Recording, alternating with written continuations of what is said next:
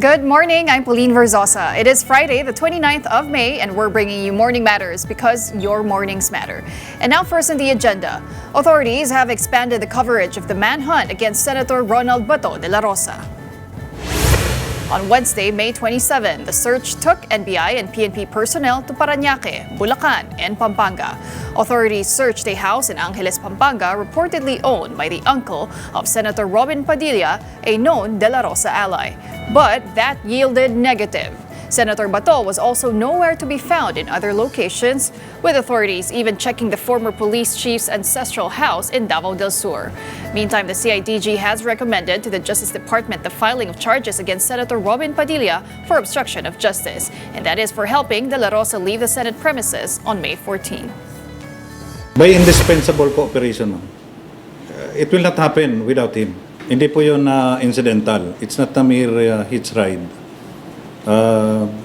It is plano, well-planned, well-coordinated, kasi yung may backup vehicle pa.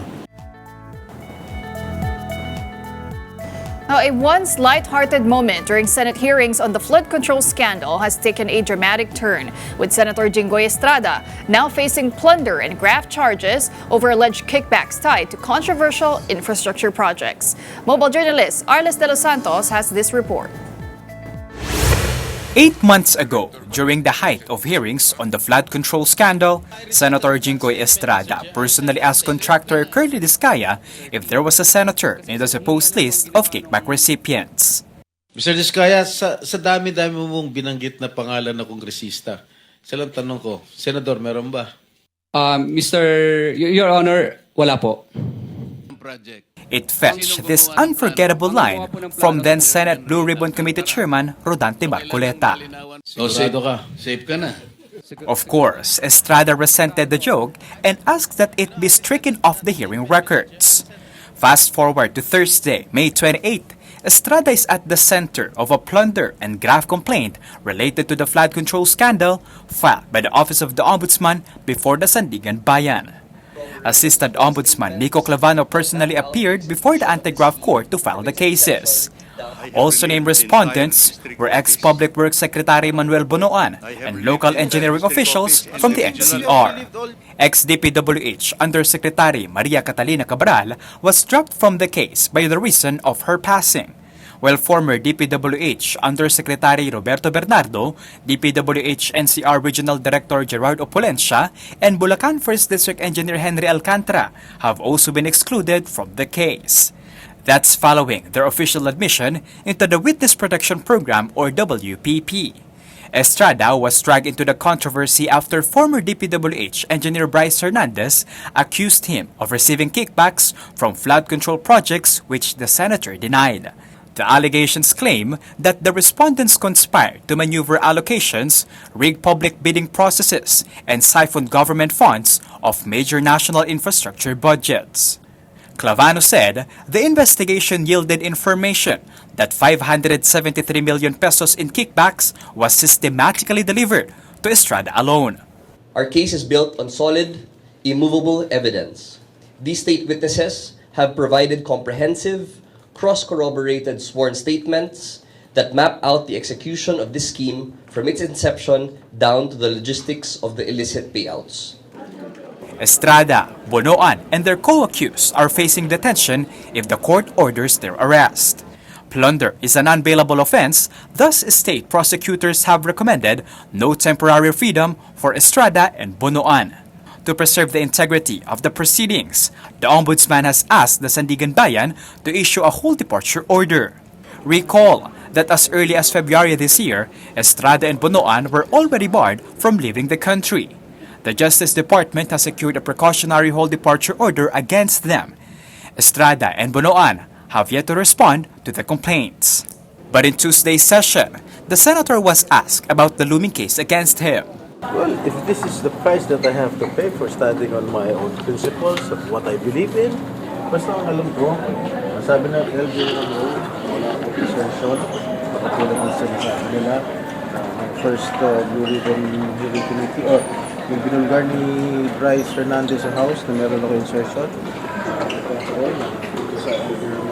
wala silang record na ako ay may insertion ko.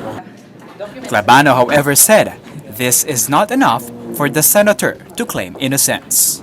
The office acknowledges that the LBRMO, Legislative Budget Research and Monitoring Office, has issued a certificate regarding the absence of documented initiation of budget insertions by the respondent. However, this certificate does not capture all stages of the budgetary process, wherein insertions may be made in a layered method. This is the third time Estrada has been slapped with a plunder charge. He first faced the criminal offense in 2001 when he and his father, former President Joseph Estrada, were accused of conspiring to acquire hidden wealth amounting to 4 billion pesos from wetting operations, kickbacks from tobacco, excise taxes, and stock manipulation. The elder Estrada was found guilty while Jinggoy was acquitted for lack of evidence. And then in 2014, Senator Estrada was charged with plunder and graft over pork barrel scam. He was acquitted though of plunder in 2024, but his graft cases are still pending. Aside from Estrada, Ombudsman Boying Remulla has also announced that charges will soon be filed against Senator Joel Villanueva, also over the flood control scandal. The Ombudsman is also currently investigating former Senate President Chis Escudero. Senator Rodate Marcoleta, meanwhile, has been slapped with his own plunder and indirect bribery complaints for allegedly receiving 75 million pesos in cash gifts during the campaign season. The Ombudsman is determined to pursue all cases still pending. We have one shot to get these cases right. The Filipino people need to see justice.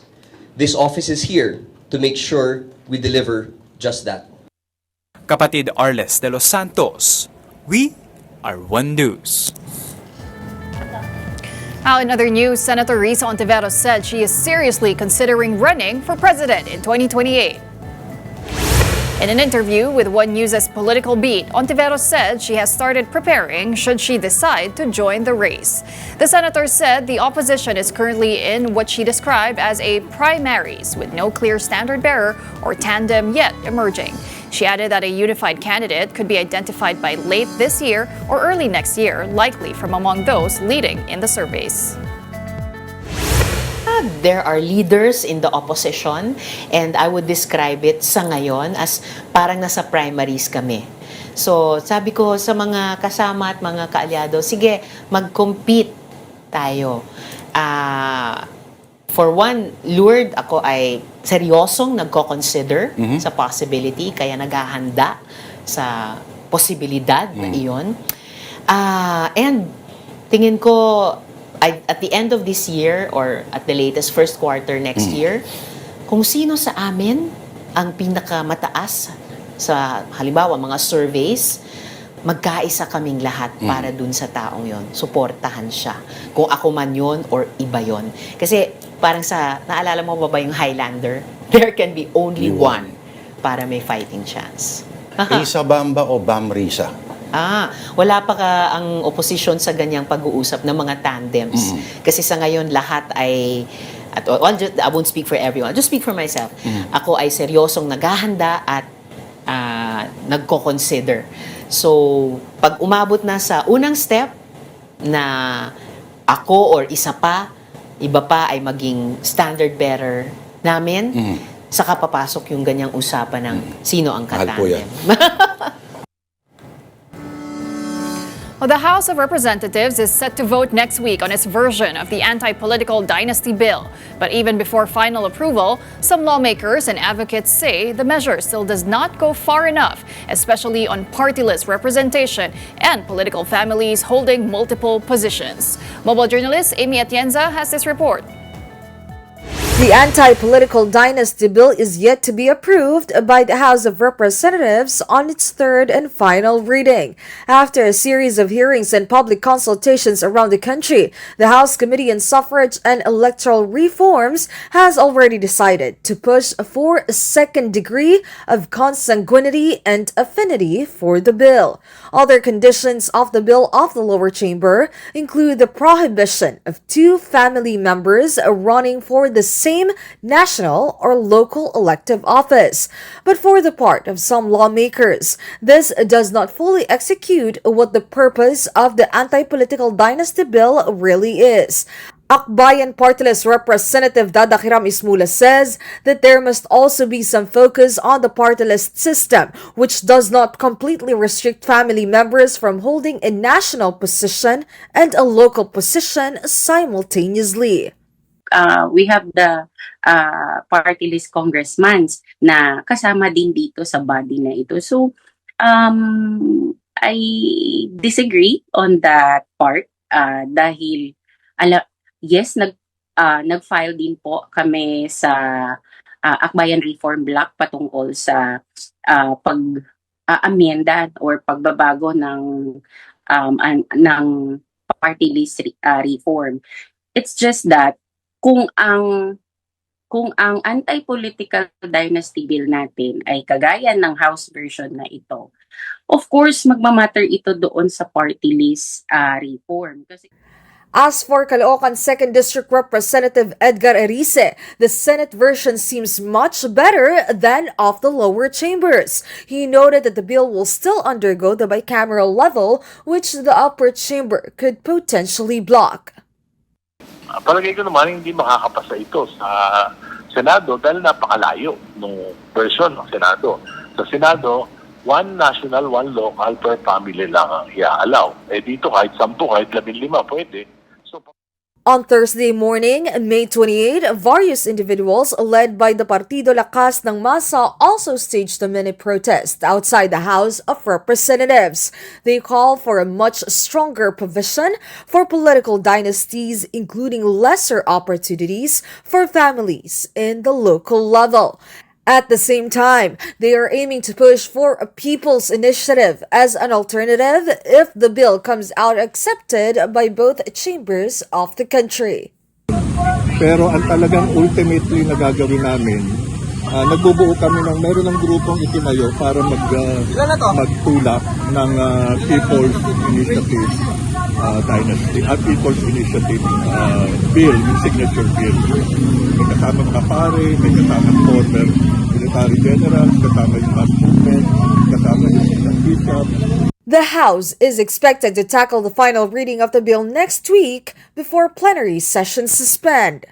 Kapatid Amy Atienza, we are One News.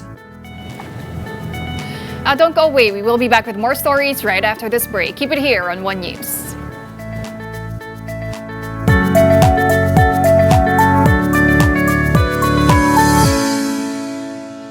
Good morning and welcome back. I'm Pauline Verzosa. And here on Morning Matters, we talk about the most pressing issues and we give you the context behind the headlines.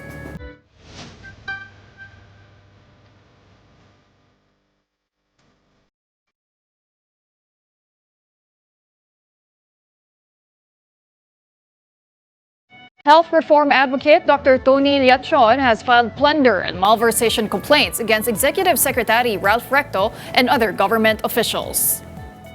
This is over the transfer of some 60 billion pesos in PhilHealth funds to the National Treasury. Liachon says PhilHealth reserve funds are trust funds that should be used only for members' benefits. He also claims the transfer violated the Universal Health Care Act.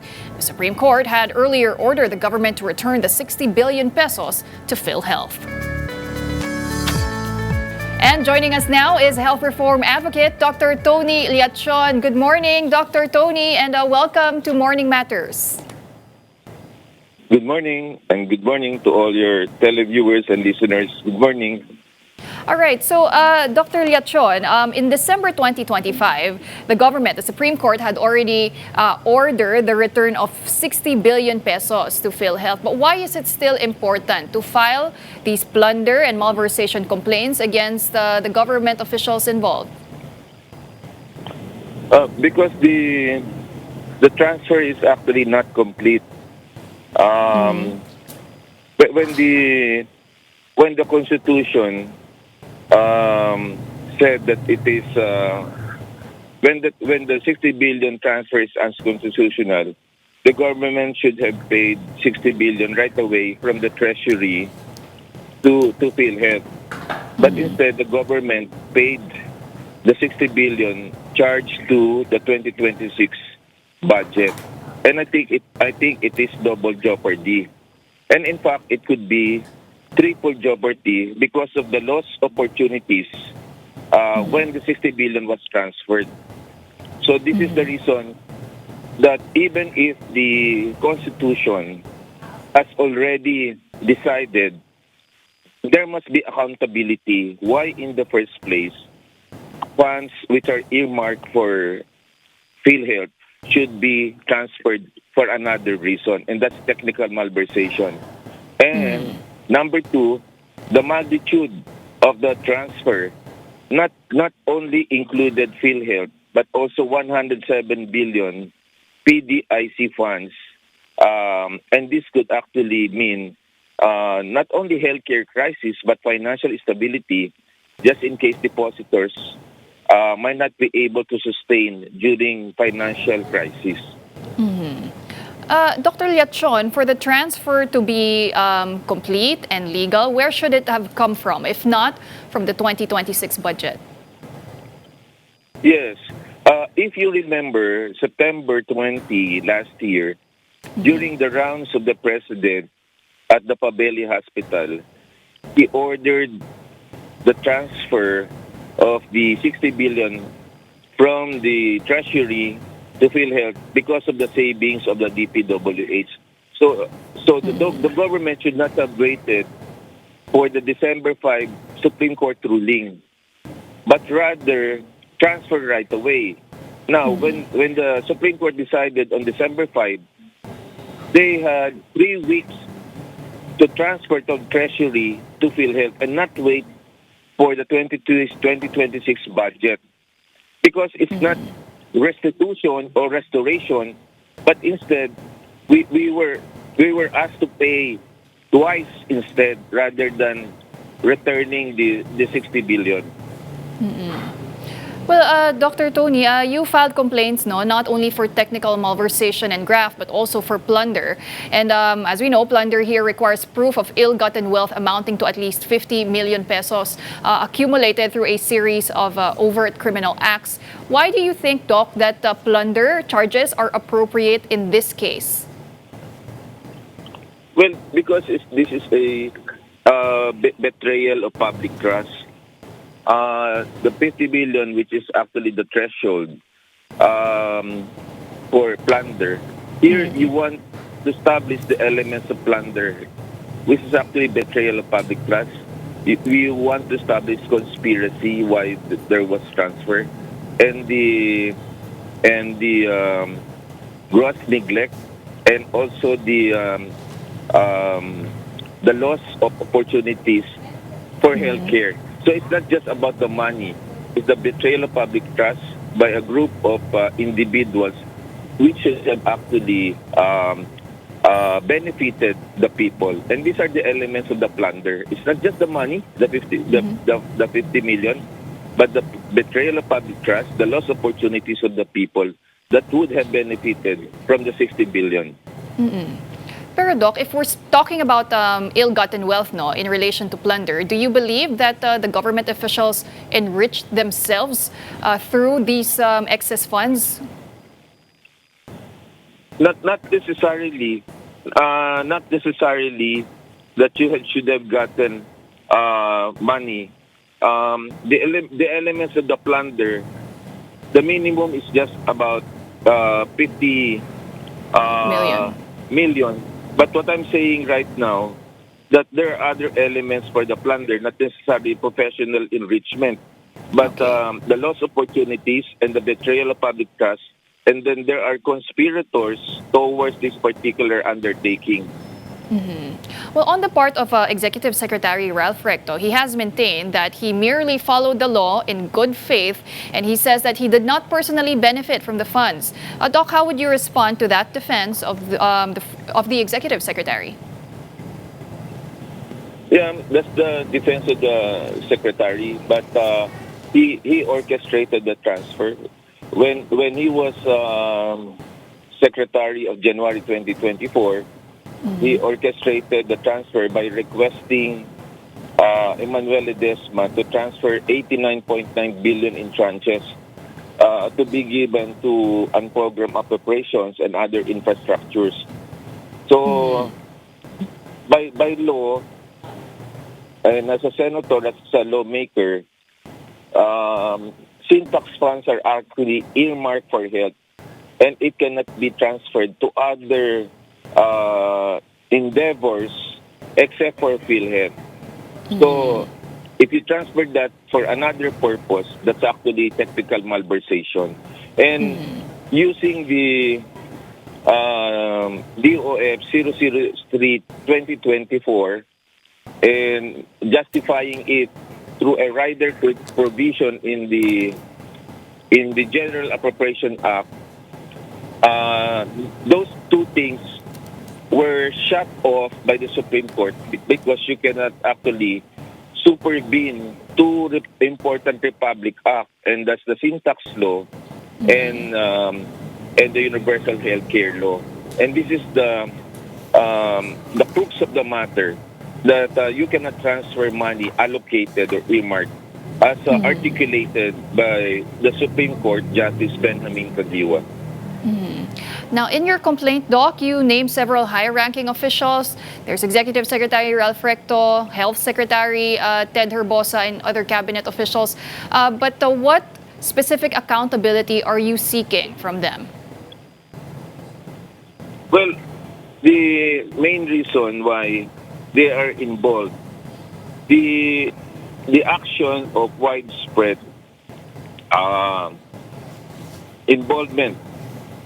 For example, the previous Finance Secretary, now Frederick Go, is the DOF, and then a Secretary, then ex-PhilHealth President Emmanuel Ledesma, and then Edwin Mercado, and then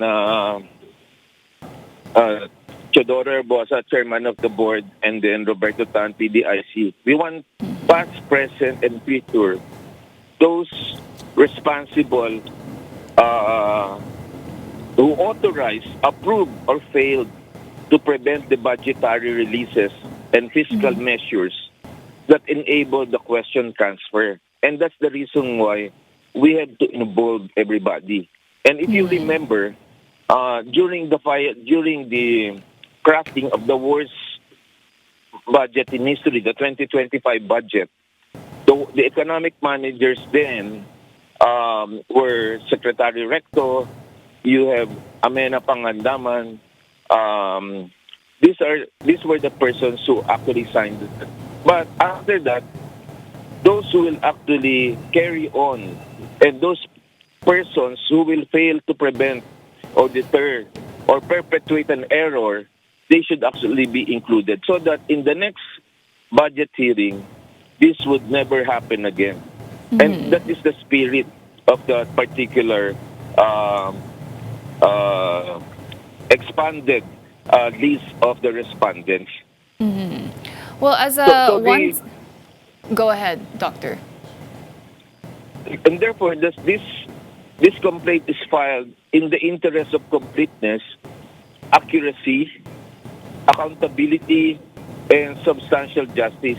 It is not about personalities, but about ensuring that every official who had a hand in the unlawful diversion of health funds will be held accountable.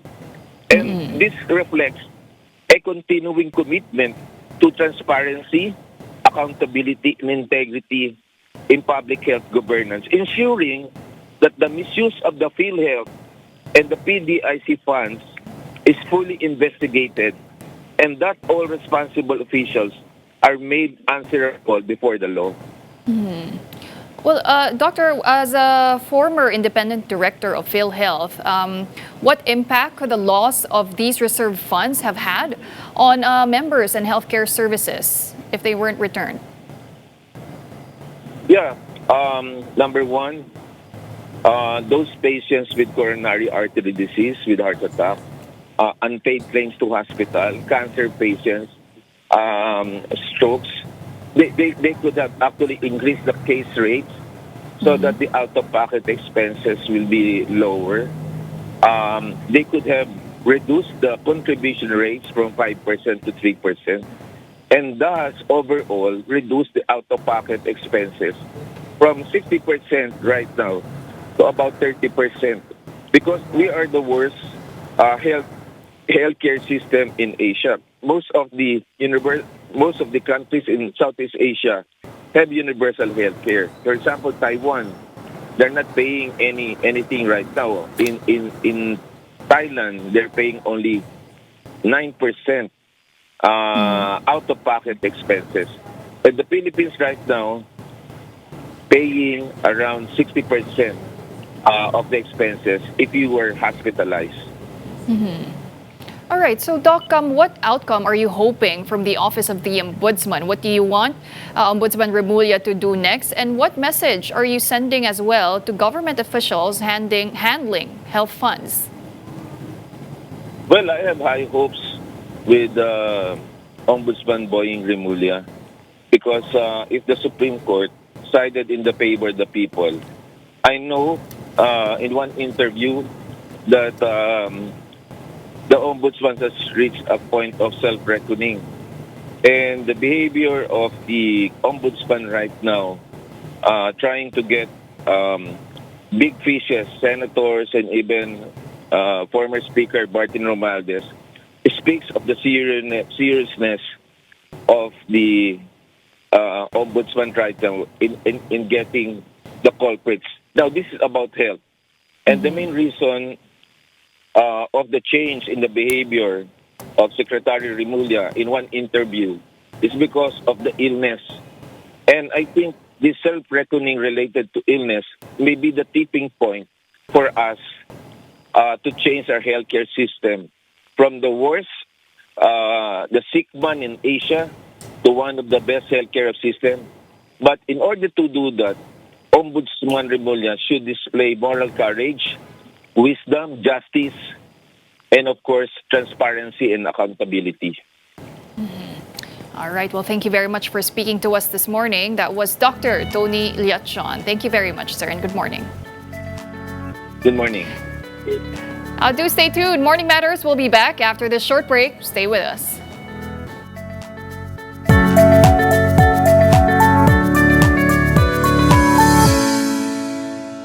Welcome back. You're still watching Morning Matters here on One News. As we know, aside from Senator Jinggoy Estrada, other lawmakers are also facing or being linked to separate complaints and investigations. Ombudsman Boying Remulla said a plunder case against Senator Joel Villanueva is now nearing the filing stage over the flood control scandal. The Ombudsman is also currently investigating former Senate President Chis Escudero. Meanwhile, Senator Rodante Marcoleta is facing plunder and indirect bribery complaints over allegations he received 75 million pesos in cash gifts during the campaign season. And now let us get more insights from Dr. Dennis Coronacion. He is the chairman of the USC Department of Political Science. Good morning, sir, and thank you for joining us again here on the program. Good morning, Pauline. Good morning to all your subscribers, and thank you for having me. All right, first of all, sir, how politically significant is this decision from the Ombudsman to file plunder and graft charges against Senator Jinggoy Estrada? Well, it's very significant in the sense that, since plunder charges will be filed against them, we do expect that in the coming days, these three senators that you mentioned will be issued with a warrant of arrest. So that's going to affect the number of the majority senators that will be able to attend the subsequent sessions in the Senate. Right now, numbers are very important for them since, the observation among political analysts is that the difference between the majority bloc and the minority bloc is really very thin. So, since we also know for a fact that Senator Bato de la Rosa has been hiding, so the 13 senators who have formed the majority bloc without Bato de la Rosa is reduced to 12. And then in the coming days, should the arrest be implemented for these three senators that you named, I think their number will be reduced to 8, if I'm not mistaken. But sir, given the scale of the alleged kickbacks involved in the charges, Senator Jinggoy Estrada is facing, we're talking about over $500 million pesos. Ito na po ba yung big fish na inaantay po natin, na inaantay po ng maraming Pilipino? Considering na siya ay senador, isang high-level politician or political leader, maaari natin siyang isama sa mga tinatawag na big fish. Pero knowing how our budget is enacted, kulang pa yan kasi ang assumption ng mga Pilipino hindi lamang yung nagtatapos sa mga lawmakers, kung hindi involved din yung mga nasa executive department. Pero as we know, sir, Senator Jinggoy Estrada has already faced plunder charges before. And what resulted from that was that he was either acquitted or cleared in all these previous cases. Pero ang tanong dyan po, sir, is how will history shape public perception now when it comes to this latest case of plunder? Will it still affect his credibility as a politician, or have voters become desensitized already to all cases like these? Oo nga, over the years, the Filipinos have seen politicians who have been charged with plunder cases na rin naman eventually nakakalaya o kaya na-quit ng Sandigan Bayan. I just hope na hindi tayo hindi tayo hindi natin isipin na normal part ng politika natin to. Na ang mga politiko na nakakasuhan ng ganyan ay pwede makalaya. I still hope that we still have this in moral perception na hindi dapat katanggap-tanggap yung mga ganyang klaseng mga politiko na may bahidungis na. Now, for Senator Jinggoy Estrada, he is questioning the timing of the charges, and he also claims that this is politically motivated kasi parang tinatarget daw po yung mga senators from the majority bloc. What do you make of that defense or argument from Senator Estrada? Well, to a certain extent, I think he has a valid point, considering that some of his allies in the Senate have been filed several charges, different charges. Pero if there's anything common among them, I think yun yung plunder. Even Senator Marcoleta, I think he's the latest among the opposition senators, or rather senators in the majority bloc na may kaso. Dahil nga what we are seeing is a wave of cases being filed against them, mukhang valid yung kanyang point. Ang tawag niyan ng ilan sa mga civil society and even those in the academe, yan daw ay yung tinatawag na lawfare. Meaning to say, ginagamit yung legal processes ng bansa natin upang magipit yung mga hindi kakampi ng gobyerno. We saw this before, like being used against the certain media personalities, for example, yung kay sa Rappler, in the case of Maria Ressa, and we also saw this being used against Congresswoman Leila de Lima. Pero sir, from a political standpoint, do you expect this latest case of Senator Jinggoy Estrada to isolate him, or do you think his allies will still rally around him if the narrative of political persecution gains traction? Well, I think yung mga allies naman niya will, especially those in the Senate, they have their own problems, But right now, siguro ang stand nila is to rally behind Senator Jinggoy Estrada. But we don't know how long this will last.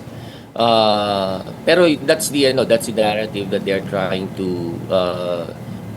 tell us, that they're being persecuted, that the prosecution, these charges are being used to persecute them because they're clearly against the administration.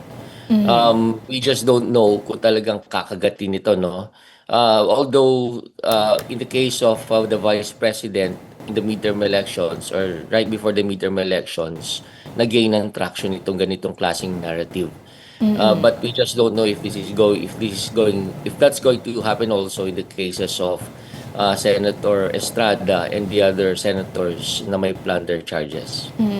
So, sir, how do you see all these cases affecting the dynamics within the Senate? A lot of critics are saying na napakanipis na ng majority kung mabibigyan nga ng arrest warrant itong si Senator Jinggoy Estrada and even other senators possibly, potentially facing charges. What will happen to the dynamics, the power dynamics inside the Senate? Well, this is going to affect a lot the power dynamics inside the Senate, and what we are seeing is an interesting story that's unfolding.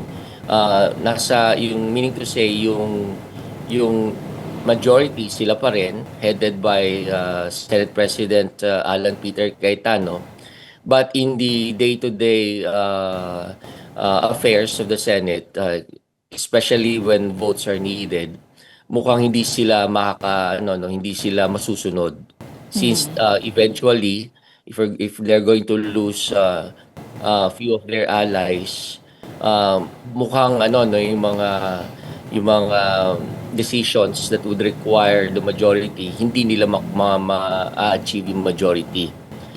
Because we do anticipate na worst case scenario, they will be reduced to 8 senators only.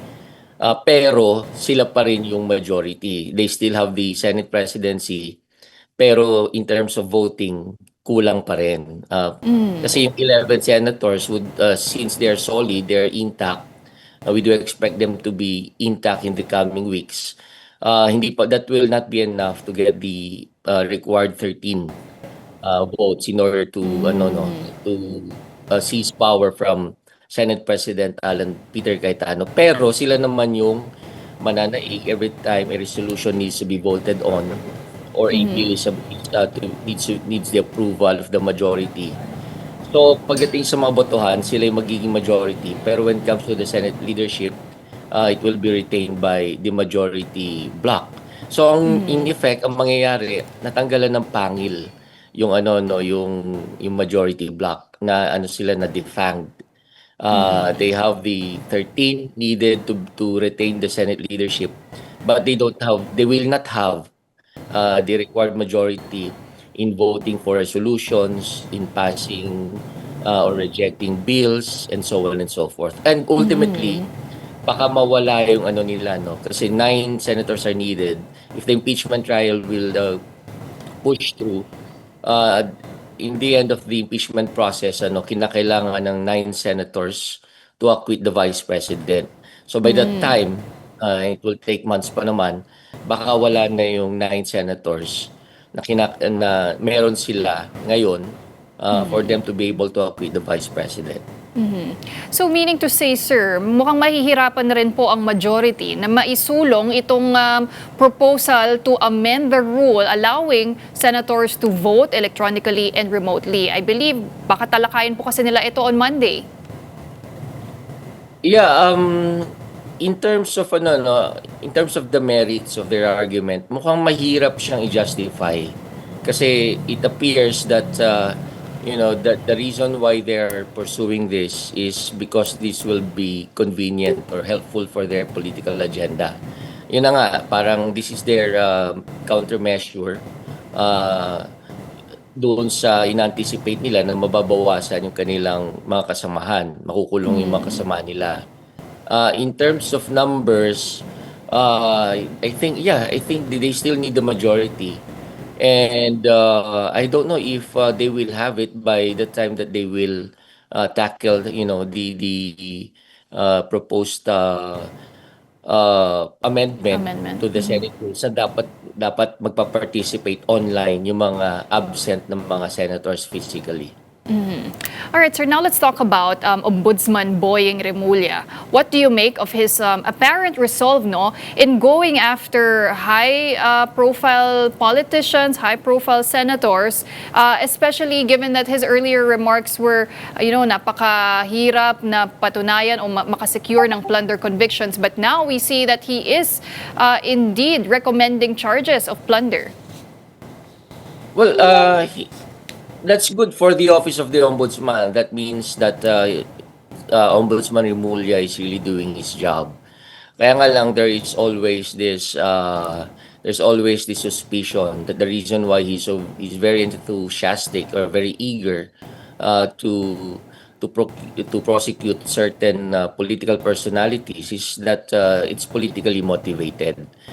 Sana hindi magtapos to disprove that kind of suspicion. Sana hindi magtapos sa mga members ng majority bloc sa Senado ang mga political personalities na kanyang pinoprosecute. Hopefully maging siya politically colorblind. Oo, sana pati wala siyang kumbaga wala siyang sinisino regardless of the political affiliation of a lawmaker or a politician, kakasuhan niya pa rin. That's what we hope that the ombudsman is going to do. Maging colorblind sana siya. And one thing that Ombudsman Remulla also said is that the Supreme Court's interpretation of plunder may have imposed exaggerated requirements. Pero nakita po nga natin na kahit ganoon, they are still determined to file these particular charges against senators. At sa tingin niyo po ba, sir, could this case potentially redefine how plunder cases are prosecuted moving forward if they become successful in convicting itong mga senador? I think one of the requirements for a plunder charge to prosper is that the amount that is involved here. I think the minimum amount is 50 million pesos.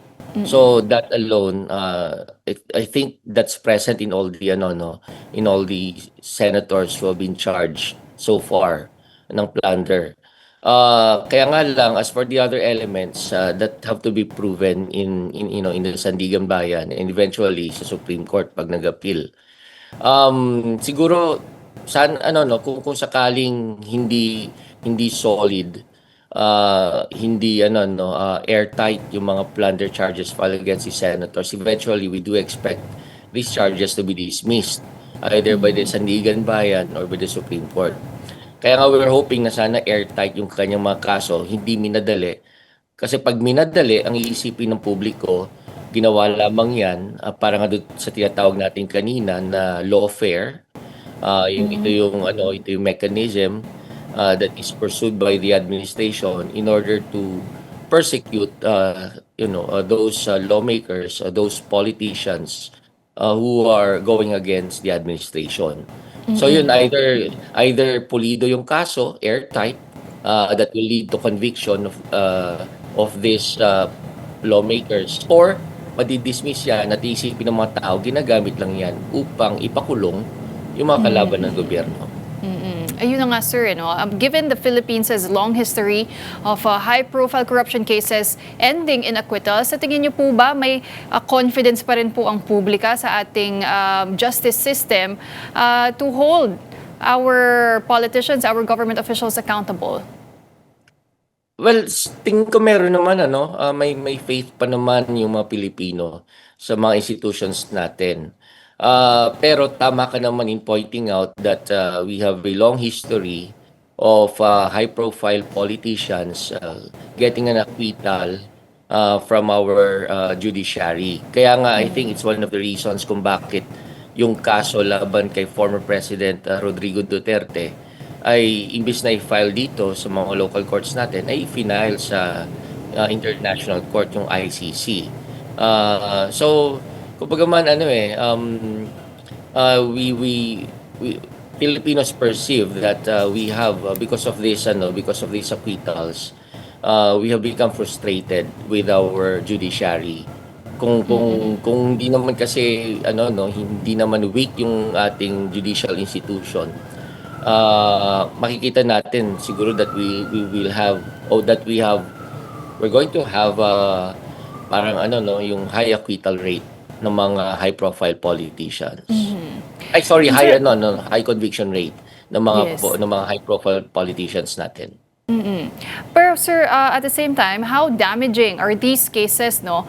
Politically, for the Senate as an institution, they're already facing a lot of criticism because of all the recent events, ano, from yung barilan sa Senado, yung mga video presentations alleging charter change. Grabe na po kasi yung tension na kinakaharap ngayon ng Senate bilang isang institusyon. Considering that these are plunder charges, somehow related to corruption, ano ang isipin, anong imahe ang mabubuo tungkol sa Senado? So if we have 3 or 4 senators who are charged with plunder, isipin ng mga tao that this is an institution that's cuddling thieves. So magmanpuga dito ng mga magnanakaw. Okay na rin naman on one hand, okay rin naman that these lawmakers are being prosecuted. Kahit pa isipin natin na na maaaring may political motivation behind their prosecution. Pero kapag may basis naman, may strong legal basis, may supported by evidence, then it's also good to know na at least our government is doing something to get rid of these lawmakers who are tainted. All right, we're going to leave that there for now, but thank you very much for sharing your insights with us this morning. That was Dr. Dennis Coronacion, Chairman of the UST Department of Political Science. Thank you, sir. Thank you. Now, don't go away. We still have more matters to discuss after this break. Keep it here on One News.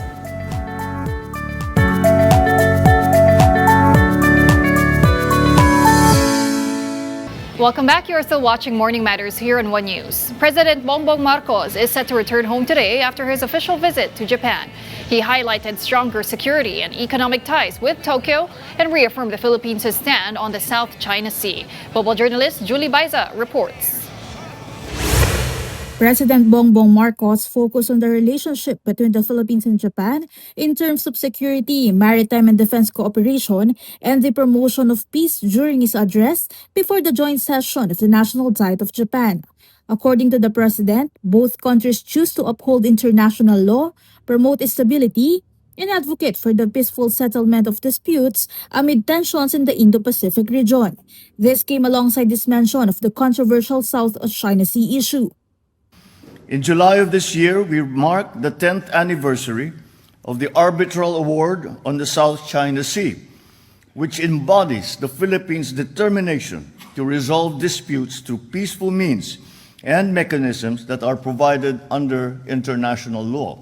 He emphasized the commitment of both countries to maritime security and ensuring that seas remain open, secure, and governed by rules, not by force. The Philippines, he said, remains at the forefront of upholding a rules-based maritime order. On defense matters, the agreements signed between the Philippines and Japan were also highlighted.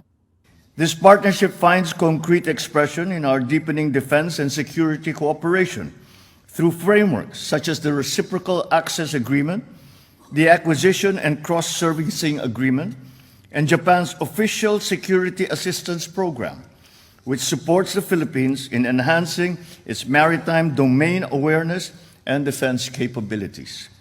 This, according to the president, can be seen through cooperation in humanitarian assistance and disaster response during time of crisis, law enforcement collaboration, and efforts to combat transnational crime.